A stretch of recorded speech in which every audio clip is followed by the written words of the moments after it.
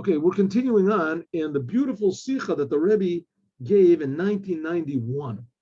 And this is talking about this Shabbat, Parshat Naso, and it adds on, it came right after the holiday of Shavuot when we received the Torah, and it adds on, Shabbat adds on. So this adds on to the Torah, and not just that it renews the experience we had at Mount Sinai, but it also adds something on. What happened in Mount Sinai? So it says that Mount Sinai was, is this it?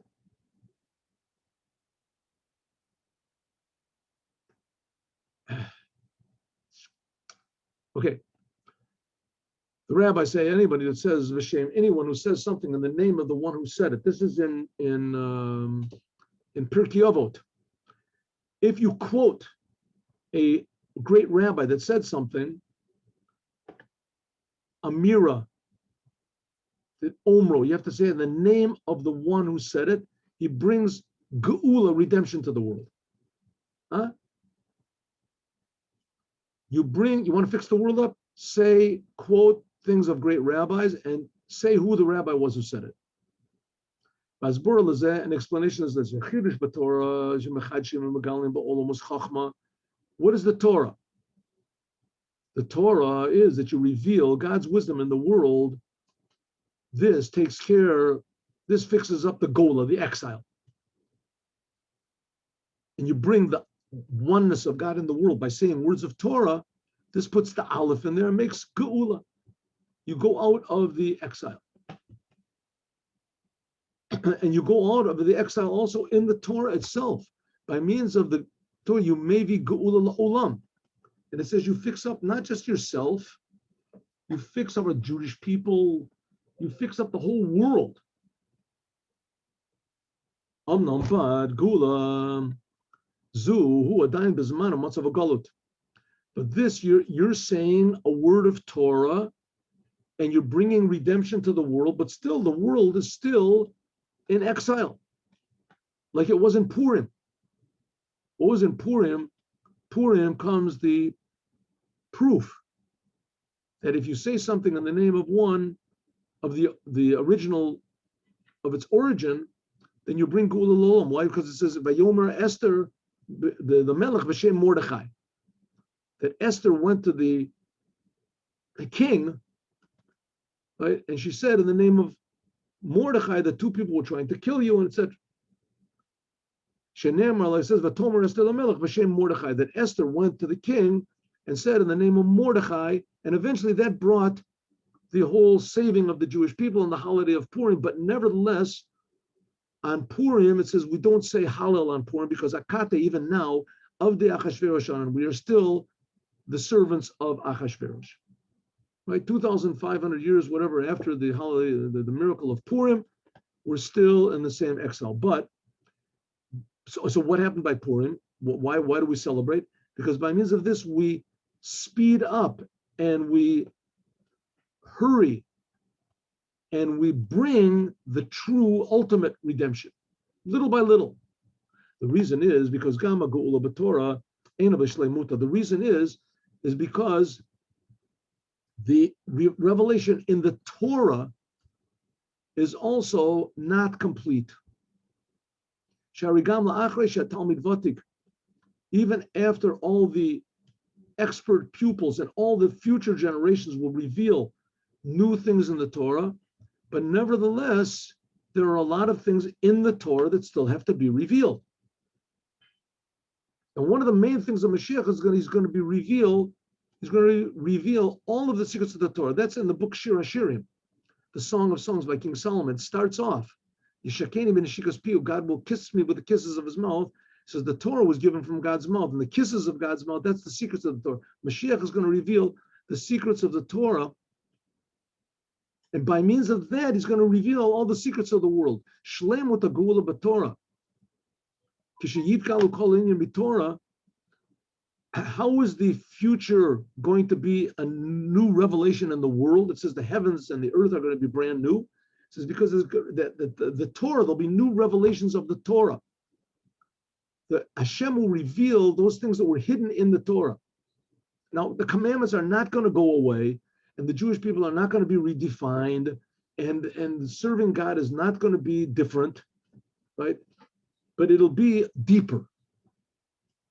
There'll be certain things that will be different. That's what we learned in last week's, that the God will he'll slaughter this big ox with the fins of the. Nevertheless, the whole world depends on the Torah. And in the Torah are concealed all of these amazing, amazing secrets that make life more alive. It all comes from the Torah. Who's going to reveal all these new secrets in the Torah? So it says, well, we do little by little. We learn the Torah, and you say something in the name of the one who we came from. It says it brings redemption to the world, but it doesn't make the world into a situation of redemption. It brings redemption to the world, but the world still stays the same. Who's going to reveal the true essence of what the Torah is, the true secrets of the Torah? So that doing the commandments will be totally in a different way, different attitude. God himself. That's what it says, Torah Chadasha. Then this new Torah is going to come me'iti, from the essence of God. Hainu shegam gilei, this revelation, teitzei, to come out, hu b'kocho, is only in the power of God. We have to let God do something, right? That's what we just finished learning. You have to be humble. If you have humility, is that allows you to be active, bring the blessing of God into the world. So and therefore, then there'll be a total revelation of godliness. Nothing will remain hidden. Like it said, your master, in other words, God, will not be hidden from you. It says your physical eyes will actually see God. Kulam yuduoti. Right? We say it 3 times a day in Aleinu. Even the evil people will all turn to God, it says. By means of this, there'll also be the world. Olam means helam, concealment. By means of the concealment of the life force which is in the world, namely the life force of godliness, which is now in exile. We can't see godliness. Hagu'ula la'olam is midbata lagamri. There will not be any more concealment, and it will be revealed, the godliness in the world.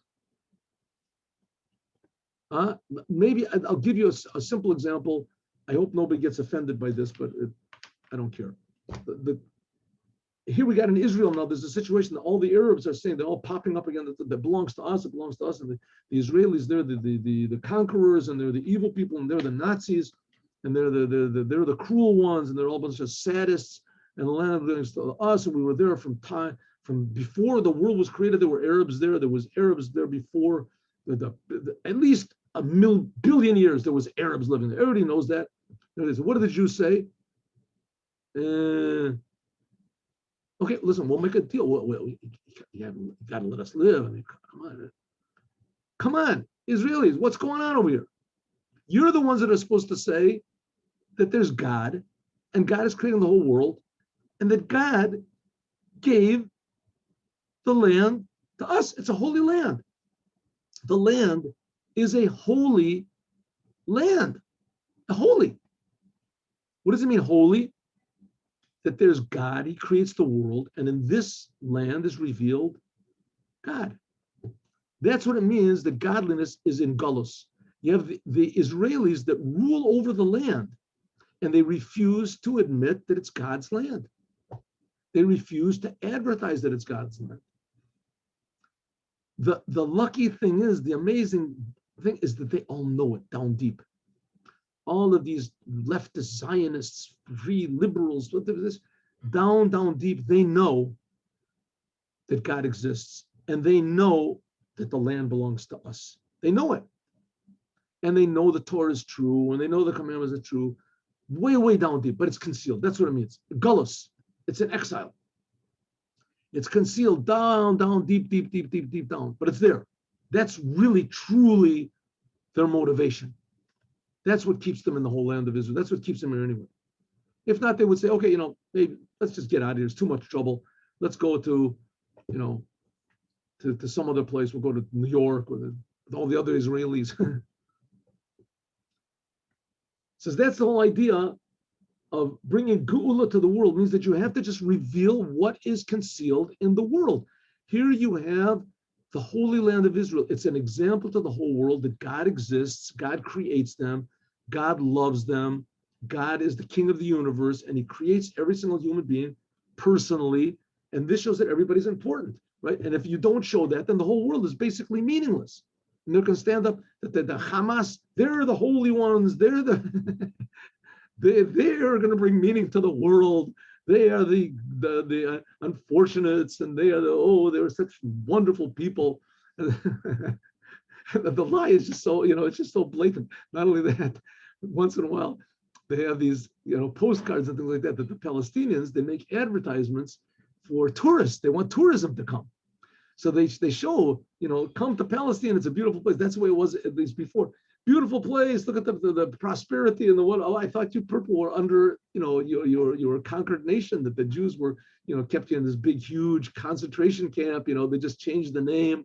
They, instead of calling it Auschwitz or something, they call it Gaza. And then you see these beautiful buildings with spas, nice cars driving the street. Right? So it's such an obvious, stupid, lie. The whole thing is a lie. But the point is not that we're supposed to say, no, you're wrong. I'm wrong. I was here first. You were here first. The Jews are supposed to say, listen, even if there was never in the history of the world one Jew that ever lived here, it's God's place. God, the whole world belongs to God. It's the first Rashi in the Chumash. And God told the Jews it's there. Even if there's never been a Jew that lived there, the Jews always lived in Alaska. And now all of a sudden God says, but the Jews don't do it. Why? Because it's hidden. It's hidden down inside of them, and it's hidden inside of the land, and it's hidden inside of the Torah. Says the Rebbe, God is going to reveal it. Don't worry about it. It'll bring Geula la'olam. For Od Ikar, even more, Hashemayim Chadashim, there's a new heavens, for Oretz Chadasha, and the new land. Asher Ani say that I make. Not only will the Torah be new, but the whole world will be new. Not only will there be a novelty in the heavens and the earth that was created in the 6 days of creation, like it was when the Torah was given. It says that when God gave the Torah, it says before he gave the Torah, the world was afraid. The world, the real existence, the atoms, the power, whatever it is called, the black holes, says everything was shaking, was like on nothing. It was going to go back to absolutely nothing. And as soon as the Jews got the Torah, then that stabilized the whole world. Says that was very nice, that happened. But the future redemption is going to be something much bigger than that. The heavens and the earth will be new. The main novelty will be Ani Yosef. It says the heavens and the earth that I make. You look at a stone, you'll see godliness. You look at a sunset, you just won't see a beautiful sun. You'll see a beautiful sunset. You say, oh, this is God. It's incredible. The whole world is so amazing, right? And this God that's making this, he is creating me. He gave us the Torah. Shakoach Eloki, that the godliness which creates the heavens and the earth from nothing to something in a way that the Ofich Richuch v'Havdalah Eino Migala b'hem. God is creating the heavens and the earth, and you don't see God. You don't even believe God, right? Like we said, there's Israelis living in the land of Israel. These Arabs, they shot something like almost 3,000 rockets in the last 2 weeks. 3,000, 2,700 or something. They're shooting them all over the place. Now, how many anti-rocket rockets do we have, right? How many? We don't have 2,700, that's for sure. Maybe we have 1,000. So what happened to the other? Let's say if we have 2,000, where did the other 700 go? Amazing miracles that God has made. If the Arabs would have shot 2,700 rocks, it would have done more damage. I mean, unfortunately, it breaks your heart that there have been Israelis that have been killed by these rockets. There's no doubt about it. But if you look at the number and what the Arabs wanted to do to us, right? The same thing as Hitler. What's the question? And look at what the results were. I mean, even without our bombing them, you figure that they would go crazy just from before that. 5 years ago, they shot 4,500 missiles. But Gilui Mamish, that it means that in the future there'll be revealed godliness really. You will see the godliness that's creating from nothing to something. Here in Kfar Chabad, a good friend of mine, a rocket landed in his backyard and it didn't explode. Koach Atzmos, the power of Ani, the essence of God will be revealed. Mehuto v'atzmuto, God's essence of the emanator, Baruch Hu, blessed be He. He alone has the power to create everything, something from nothing, from total, what do you want? The total zero. God can create a whole entire universe. This will be revealed. The godliness, the creator will be revealed. And therefore, olam kulo, therefore the world will be a dwelling place for God. Then we'll really see why God created us arms and legs and eyes and teeth and in inspiration and will, power and intellect. We'll really use those things for proper things. There won't be any more depression, and there won't be any more the anger and killing and lies. There won't be any more lies. The whole world will be a dwelling for God's essence. But dugmas dir, the world will be really super dynamic. But dugmas dir adam, that's why some people write to me, that they say, what's going to be with the non-Jews? Are we going to go to heaven? Is going to be hell? Is going to be this? So I write back to them. I said, listen, according to Judaism, as far as I understand it, everyone that does something good gets some sort of a reward. You do something good, you get some sort of reward. But on the other hand, if a person serves idols and everything, I'm not God. I don't know what goes on in heaven. And to tell you the truth, I really don't care what goes on in heaven. I got enough. I'm interested more in what happens down here. But the whole thing of the future, the revelation is people won't think about heaven. They won't care about it. They won't think about what's going to happen when I die. They'll think about what's happening right now. I'm alive, to appreciate every second. But dugmas dir, it's like a person wins the lottery and thinks, well, what happens when I'm going to run out of money? What's going to be with me? Well, he's so miserable. He becomes an alcoholic. One day I'm going to lose all this money. Maybe somebody will steal it. Come on. You have this wonderful gift. It's called life, existence. Use it. But the problem is we don't feel it. And because we don't feel it, that it's a gift, and we don't feel that anybody's giving us the gift. So therefore, everybody is miserable. In the future, it won't be that way. The world, this physical world, will be a dwelling for God's essence. But dugmas dir adam, like a person, so that it'll be revealed in his whole being. A person, when he goes home, until sometimes a person can be in his house and he can even, takes a shower, whatever, it doesn't got any clothes, he can take his clothes off. But dugmas solati lavo, it'll be in the future, like it says, lo yakanef od morecha, it says that God won't be concealed from us. He'll be at home.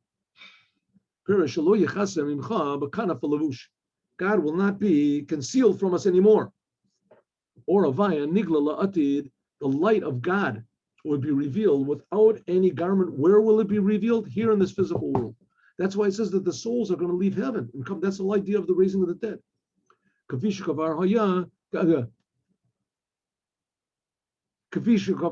Like it was something like this when the Torah was given. That's what it says in the time. 36th chapter. In the end, like it says, like it says, God, you showed the Jewish people, and they knew that God is Elohim, that you are the creator of the universe. There's nothing except for you. Ein od milvado. Israel, and because there'll be this tremendous revelation of godliness and blessing to the Jewish people, that also the darkness of the non-Jews will also be illuminated. Varu kol basar, and all flesh will see godliness in this physical world. No one will think of anything bad. No one will think about heaven, going to heaven. It'll be small change. People will just be so happy with every instant of creation in the whole world. Yeshlom, we can say that the whole novelty of this new heavens and new earth that I am making in regarding to how it was when the Torah was given. That's what we're talking about, right? This word parsha, Torah portion, is adding on to what we received on Mount Sinai. This is according to what it says, Torah Chadasha Mitetetze L'Gabi Zman on Torah. That the difference between the world, how it's going to be, the physical world, how it's going to be, and the future redemption, that is commensurate to the novelty, the change that's going to be in the Torah in regarding to how it was when it was given in Mount Sinai and the time when the Torah was given in Mount Sinai, since the main thing of the Torah was Yitkalel was concealed. Hayagami's Galus Elokus Ba'olam, the revelation of godliness in the world was also, the essence of God was concealed. What happens when the Jews got the Torah? So they got the Torah. Right in the beginning, God revealed everything. Anochi. Everything was revealed. But that was very short. The Jewish people said, we can't take it. So Moses came down with the tablets and they broke the tablets. The revealed Torah that was there. All the secrets were concealed. The same thing in the world. The godliness in the world remained concealed. Even when the Torah was given. Even though when the Torah was given, Batla Gezerah, there was negated. This decree that God made that the heavens would be spiritual and the land, earth would be physical. And there was no, before the Torah was given, there was no such thing as a spiritual earth or spiritual land or spiritual deeds. You wanted to be spiritual, that was with your thoughts, your emotions, like Abraham. He says he did the whole entire Torah before it was given, spiritually.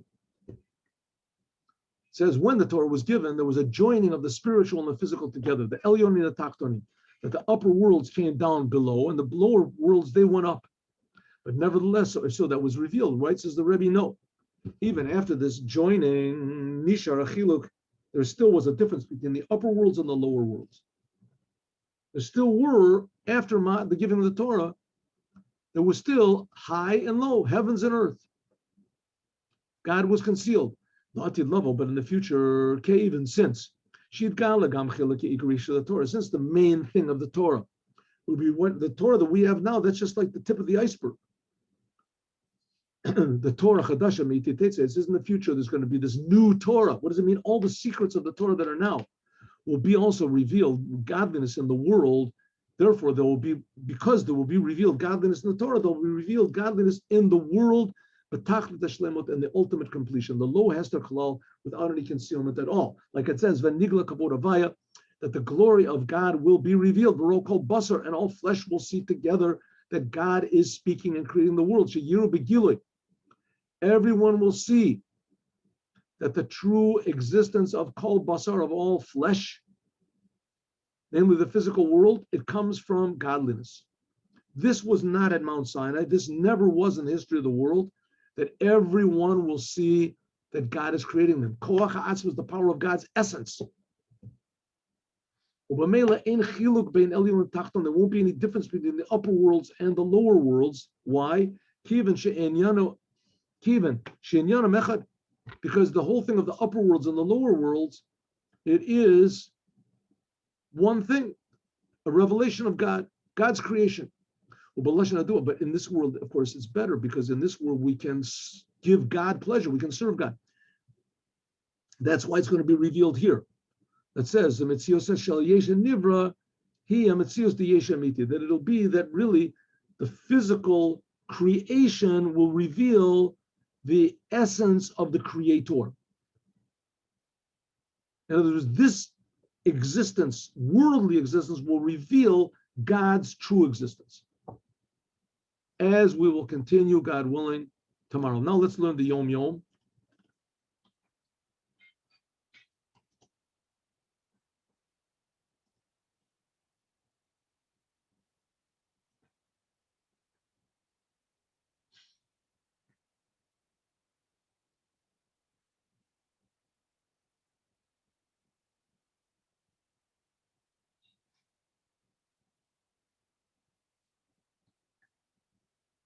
Okay.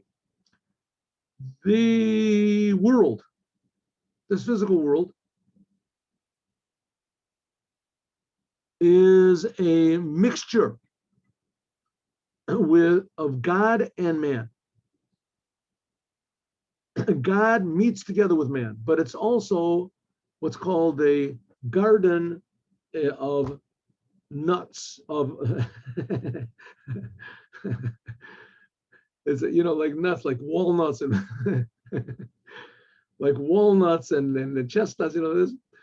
It's also called. It's called ginat agos. What is this? Ginat agos. It sounds nuts. I mean, there's the fact is the world is really full of a lot of nuts. There's a fact, but it's a ginat agos. It's a world of fruits. The word, but it's called a nut. The word for nut is the numerical value of sin. Chet. What does this mean? What is a nut? What's the thing of a nut? Like, it's a fruit. A nut is a fruit, right? You make brei priais on a nut, but it has a really hard shell. But inside it has a fruit, which is very nourishing. Very nourishing. So the idea of a nut is, and also if you look at a nut, like you have an almond, right? You ever see an almond? So almonds have like several skins. There's a big thick skin, and then there's a hard shell, and then there's a soft shell that goes around. So there's all these different shells that go around this thing of the nut, but in the inside is a very nourishing fruit. So it says the hard shell around, that's the gematria, the numerical value, egos of sin. God gives a man the potential to choose freely.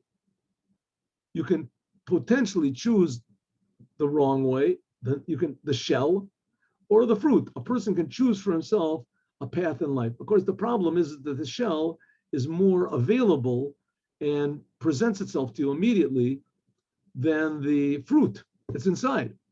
So a person that follows his first impulses or follows his impulses at all, he could be in big trouble because he's not feeling the real nut inside of the thing. Maybe that's why it's called a nut. Not I don't know if that word is used anymore, but it used to be if a person was nuts, meant that he was crazy. So if a person can be either made crazy by the world, or he can make himself crazy for the creator of the universe, a person can choose for himself a path of life. Have a good day. 3:00, God willing, we'll learn Chumash. Hope to see you. Have a good day with Moshiach now.